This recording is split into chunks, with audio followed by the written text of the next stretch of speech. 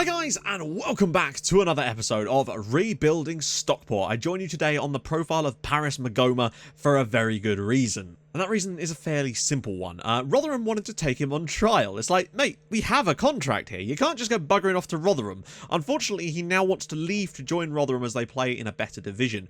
So the fact that we're being, like, requisitioned, if you like, by League One, maybe even Championship, I don't know what... No, in fact, yeah, Rotherham are a Championship club. So Championship clubs are after Paris Magoma. He's wanted by a variety of different sides already. As you can see, Charlton, Luton, Pompey, Rotherham, St Johnstone, Accrington Stanley, and Burton Albion are all after Paris Magoma. Now, we'd obviously make some money out of the deal if that was to happen, but I'd much rather just take the player until the end of the season so we can try and get promoted. If he wants to leave at the end of the season and we go promoted, maybe he wouldn't, firstly, but secondly, I'd be alright with that because we'd then be a football league club potentially, and I'd be able to hopefully have a little bit more money to spend. Of course, our reputation might not be quite with us, so we might struggle to sign players anyway, and the shoestring budget we're working with probably isn't going to help with that too, but so maybe that could be a good thing. I don't know. It's not great though. You might have also noticed I've changed some of the UI colors on the stats. I have this one on my laptop one, but I didn't do it on here because people complained about it last time, but I just couldn't read the stats. All of them were practically the same color as the default thing, and I just could not get on with that. So, you know, I'm the one that's looking at it. I need to be able to read it. So I've changed it back to what I normally have, where the really good stats, anything above 15 is blue.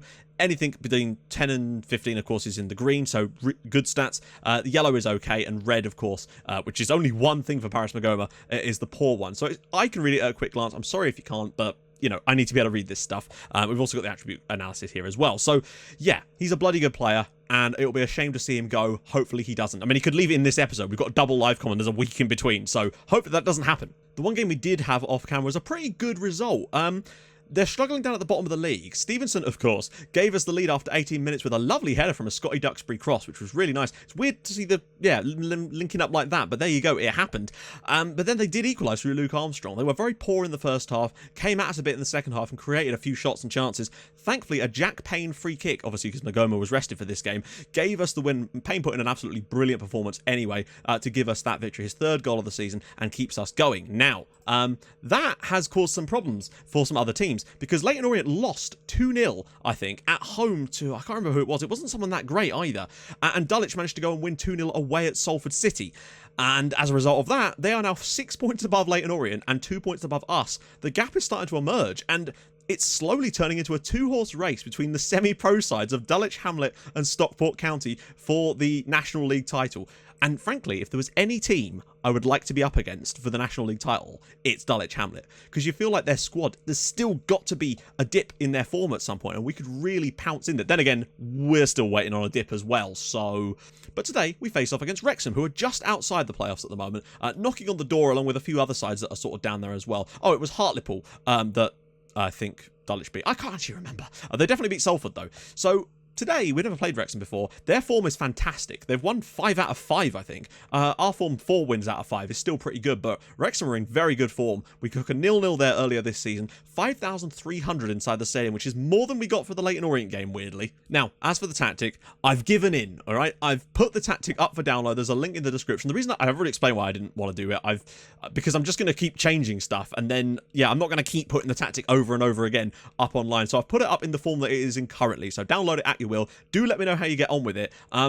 I still don't think it's plug and play. There never really is anything plug and play. I think you do need to get the right players for the right positions to make this tactic work. First change, I think Darren Stevenson, no, I have to keep him in. Jayden Anthony has done okay since he's come back in. As you can see, a 7.14 in that period. Jake Cope actually was struggling a little bit, and he still has a high injury risk at the moment, so I'm probably going to rest Jake Cope for yet another game and keep Anthony in the team for now. But Alec Moodymoo is going to have to drop out. There's no way he's staying in the team right now, which is fine because we've got fully fit Paris Magoma ready to come back in. DeMayo's ready there. Duxbury and Palmer, we have no choice but to play Ashley Palmer for this game. There's just no other options right now because I let Jordan King go on loan. Maybe a bit silly, but I don't know. And obviously Mahmutovic is still suspended, I believe, for another 2 matches. So that's not great.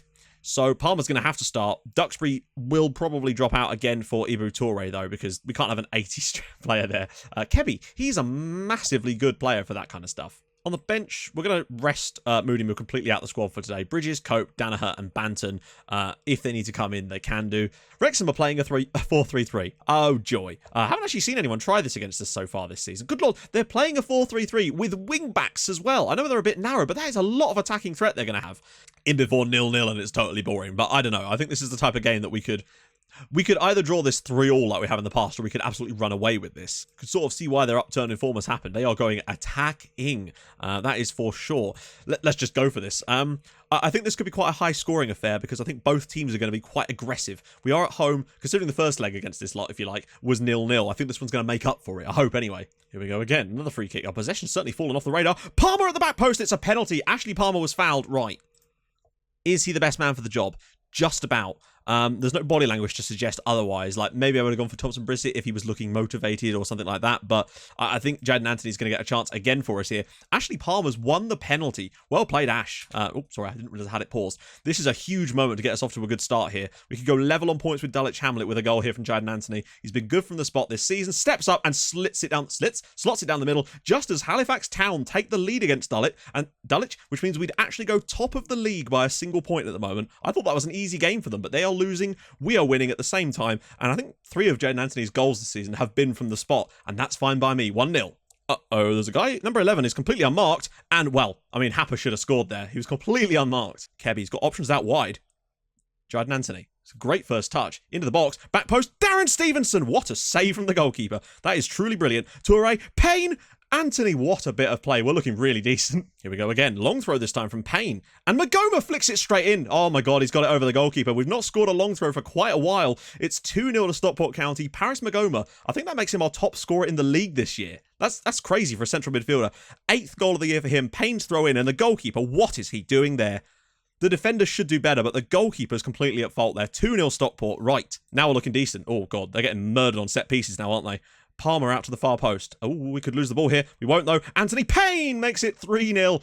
And, yeah, Wrexham are getting destroyed at the moment. And that looks like it could send us top of the league as things stand.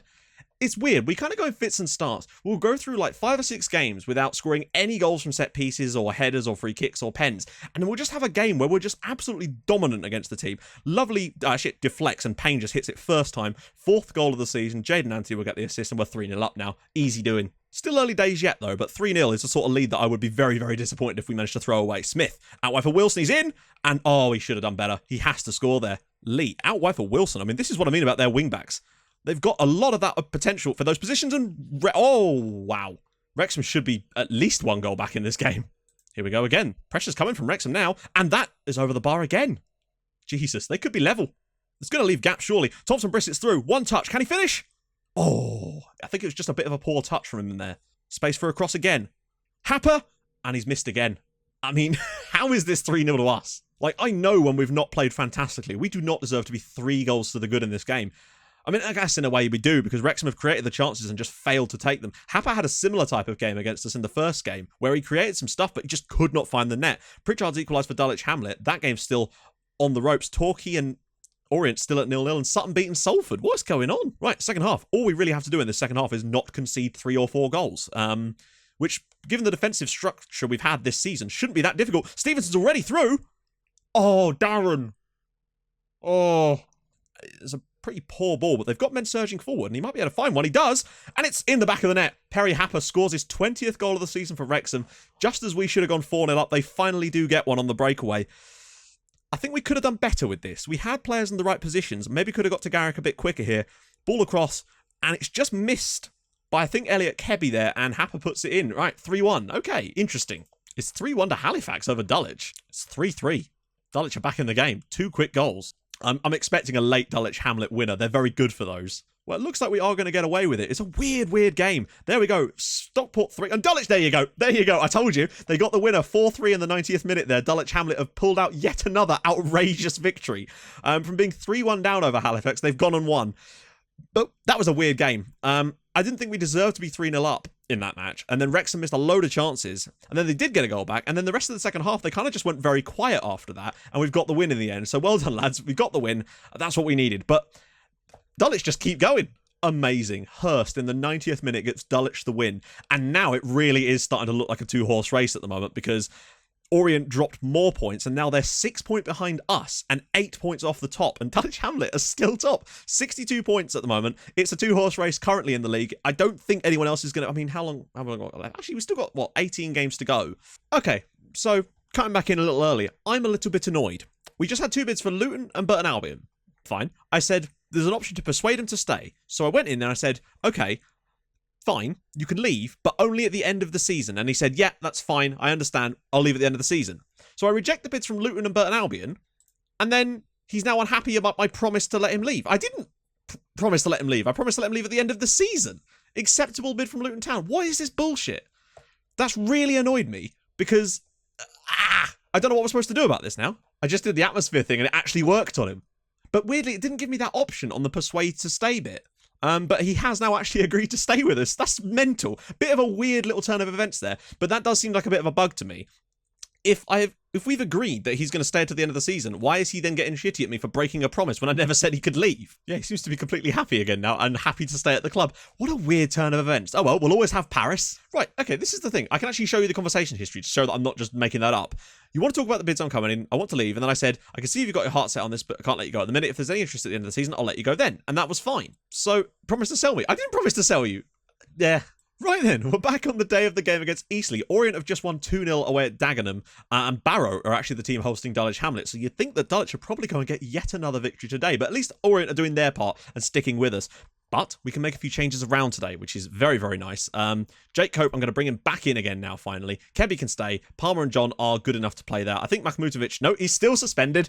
He'll be suspended in perpetuity. Duxbury will come back in now, which is nice, which is very good to have Scotty Ducks back in the team. Stevenson will keep his place because I've just been so impressed with him this season. He really has stepped up in the end. Magoma and Payne in the middle with DeMeo, that's fine. And, of course, JTB up top. Basically, our strongest team, I think, is what we're able to put out there. And Moody Moo we will get on the bench this time, though. They've actually got a regen up front for them, which is kind of interesting. We might have to have a look at him. Right, let's have this. Obviously, got to keep an eye on the Dulwich game. They're going to be top. Well, actually, no, if they lose and we win, then we'll go top. But it's all about keeping that gap to Leighton Orient and the teams below, frankly, because Barnet are playing as well. Quite important away at Ebbsfleet, Notts County too. Here we go. Duxbury's ball. Oh, it's a bit of a poor one, although it could be better. DeMeo. I swear DeMeo scored the same goal 3 times this year, just as Notts County take the lead against Blythe. Connor DeMeo, Darren Stevenson's 6th assist of the season. Not the sort of player you would expect to be in that position, to be honest. I thought that was more of a Palmer territory, but oh, he actually knocks it down to him. DeMeo, first time on the half volley, 1-0 on 11 minutes. Connor DeMeo's 3rd goal of the year. Lovely old job. Oh, and Elliot Kebby's injured. It's time for Bruno Bridges. He's going to get a lot of time in this, which brings me on to a nice chant someone's come up with for Bruno Bridges. I've changed it around a little bit to make it flow a bit better. Bruno Bridges stops attacks, guards the flanks, our right back. Bruno Bridges will bring you down to rubble. Well, hopefully he does. Hopefully, John will mop that up. We're looking much better now that we're fully fit, but today still not looking great. Duxbury, can he find a cross? Does. Thompson Brissett! Oh, yes. Jaden Thompson Brissett makes it 2-0 to Stockport County, assisted by Scott Duxbury, his 8th goal of the season. I still think he will finish the year as our top goal scorer eventually, but he's probably not going to get more than about 11 or 12 goals. Duxbury's ball in, lovely bit of backpedaling. That's a great header from JTB, gotta say. 2-0 up. Very fortunate, really. It's been a very poor game. Oh, here we go again. Duxbury's ball in. Palmer can knock it down, perhaps. Cameron John, he can't turn. Palmer, Stevenson, it's in there. It's 3-0 in the first half. Darren Stevenson's got 8 goals this season now, taking him on to joint top scorer for us, considering he's not even played that many. Ashley Palmer gets himself another assist. Scotty Duxbury's ball into the box. Palmer at the back post. John puts it back to Palmer. This is really nice work here. Stevenson's across there. Bad goalkeeping as well. 3-0 to Stockport County, and we are flying now. Our full strength is really showing here. Into the channel for Thompson Brissett. Oh, that should have been 4-0. Great ball through. I am happy with how things are going. Just keep it up. See if we can score a couple more goals in the second half. Bash them to death. Here we go again. Duxbury's ball in. Palmer knocks it down, and Payne deflects it into the back of the net. And, I mean, it's getting ridiculous. We're scoring so many set pieces now. It's a little bit ridiculous. Before, we were really kind of not struggling. We were up there. But I guarantee we're far clear on the top of the set piece charts this season. It's very unfortunate there. Jack Payne's goal deflects in. Ashley Palmer, another assist, and it's 4-0. Here we go again. Jack Payne from the... Oh, he's just tried to kick it at Jaden Anthony. We're going to be tied on the top here with Dulwich Hamlet on 63 points apiece, with Orient 6 points behind both of us at the moment. This is getting a little bit tighter. 4-0 up here, and just don't foul him. Just take him into the corner and win the tackle. There we go. Oh, he's offside anyway. It's going to be Stockport 4, Eastleigh 0. Good performance. A couple of goals from open play. Set pieces, though, today, just been, in both games, actually, have been phenomenal in the last 2 matches. I really do wonder where we rank in the league as far as set piece goals, or corners particularly, because we've not been so good from free kicks this year. Scores from corners, 16. To be fair, we're not as far clear as I thought we'd be. That's actually quite... Like, Barnet have got 13, Harrogate 13 as well. We're only 3 above the other teams. It's a little bit more than last year. Last year, we averaged 1 every other game, roughly. I think it tailed off towards the end of the year. This season, we're just slightly above that. It just feels like a lot because of the last couple of games. But Barnet and Harrogate up there with us as well. But we're definitely doing what we wanted to be doing, which was dominating set pieces this season. And I'm glad because it's making sure that we get an extra goal here or there, which just gives us a few extra points, which is nice. And Ashley Palmer has been the king of that this year. So, next episode, I said I wanted to do another live con because... you know, Salford and Dulwich Hamlet. It's got to be a double. Salford at home, getting our revenge. Dulwich Hamlet, getting our revenge, hopefully. We could go top potentially with that, although we are technically top because of goal difference. In between, we've got games against Woking in the Cup, Gateshead away in the league, and then, of course, Hartlepool away in the league, which will be a tough game as well. So, I don't know where we're going to be coming into the Salford and Dulwich Hamlet games, but we are playing well and scoring lots of goals at the moment, which is really, really nice. Unbeaten in...